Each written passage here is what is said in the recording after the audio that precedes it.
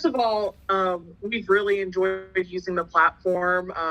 We were introduced to it with the Pacific Auction Company, with Steve, and our event was really successful. It was really great to see how user-friendly it is. So that was virtual, and now we're hoping to host a completely in-person event in October. So I guess my big question is really goes to the onboarding fees. So we originally, I believe we just paid for the virtual event, and now that we're going to in-person, I wasn't sure if we needed to like pay the difference or if we needed to pay again, kind of what that. You'll just pay the difference, and then that would cover your in-person hybrid events for the next 2 years. So it would be a difference of $200 for you. Okay, and then how would I initiate that? I will initiate it, and you'll get an invoice by email, and you can just cover it by logging into your account. Okay.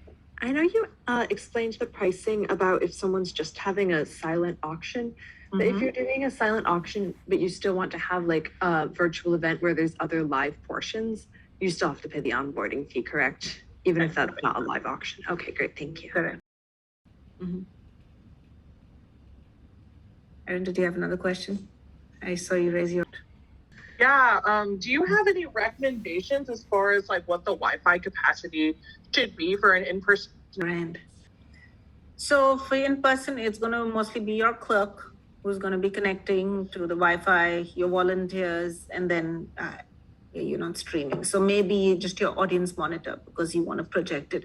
It doesn't need to be insanely high. I would say an upload speed of about 10 Mbps. Again, just pay attention to the upload speed. A lot of times if you go to a venue and check on one of those websites, they'll show you the download speed. And then you have to hit another button to see the upload speed. So that should be good enough for you. And all your volunteers will mostly be using their own phones. So as a backup, they will have their own data connection as well. So that helps. Thank you. Yeah.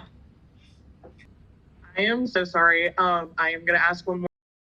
Please, I'm here for you. As long as you need me to be. More question. To be honest, it's just one of the things. It's the foundation's first in-person fundraiser, and I've really enjoyed this platform. So I just want to make sure I understand how to utilize it properly. So, like I mentioned, the onboarding fee and everything like that. Is that something that like? I mean, obviously we're already talking, but I wasn't sure if that's something that like I have to like create an event in PayBee and then that's when you're or no, I will just trigger the invoice. You'll get an email on your admin account that hey, there's an invoice from PayBee, and you log into your PayBee account. You'll see a little green bar on the top, and then you pay from there. Okay, awesome. Yeah, and then I guess you guys need to start getting, your event is in September, right? October. Okay. Yeah, whenever, if it's now or in future, whenever you're ready to start with your onboarding session, let us know. We'll send you a link.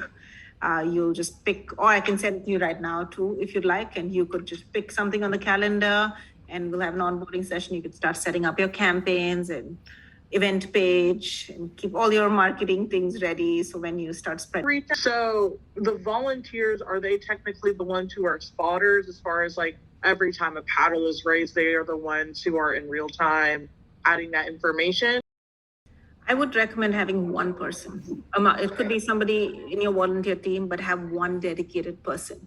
If you have multiple people entering, suddenly you'll have duplicates in everybody's carts.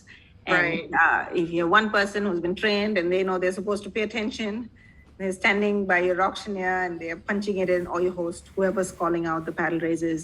So I would say have one person on your team. Okay, yeah. Because I think it's been a problem with past year's events. Granted, it wasn't like, I mean, it was like 200 people. So it wasn't like super large, but also at the same time, it seemed like a lot of the paddles weren't being recognized. So that's what we're trying to figure out as far as like how many of those volunteers should we need, like should we have, and like dedicating them into like sections so they just keep their eye on like that one section. It's good to know that you guys recommend probably just Yeah, and then if you're also using the audience monitor, which I recommend, it really adds to the experience. Donors kind of just, I'd say, unconsciously have this tendency, oh, until I see my name, I'm going to hold up my paddle. So that kind of ensures you get them down, right? And you've put them